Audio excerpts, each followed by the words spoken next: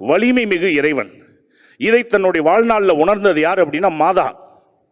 அவங்க சொல்ற அந்த ஸ்டேட்மெண்ட்டை நல்லா கவனிச்சு பாருங்க.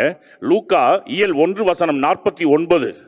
ஏனெனில் வல்லவராம் கடவுள் எனக்கு அரும்பெரும் செயல்கள் புரிந்துள்ளார். வலிமை உள்ள கடவுள் எனக்கு அரும்பெரும் செயல்கள் புரிந்துள்ளார்.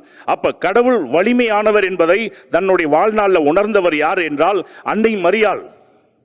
அதனால்தான் சொல்லுகின்றார், அந்த வலிமை மிகு கடவுள் எனக்கு வாழ்க்கையில பெரும் அரும் செயல் செய்துள்ளார். பிரியமானவர்களே, அப்ப இன்னைக்கு நம்ம வாழ்க்கையில போராட்டங்கள் வரலாம்.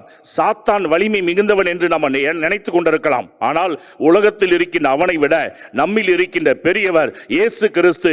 அவருடைய பெயருக்கு பிசாசு கூட நடுநடுங்கி ஓடும் என்பதை நாம் நம்மளுடைய வாழ்க்கையில உணர்ந்து, வலிமை மிகு ஆண்டவர் நம் உடன் இருக்கின்றார், நாம் எதற்கும் பயப்பட தேவையில்லை என்ற ஒரு சிந்தனையிலே நாம் ஆண்டவரை நாம் சொந்த இரட்சகராக ஏற்றுக்கொள்ளும் பொழுது நிச்சயமாக எதற்கு நாம் பயப்பட தேவையில்லை.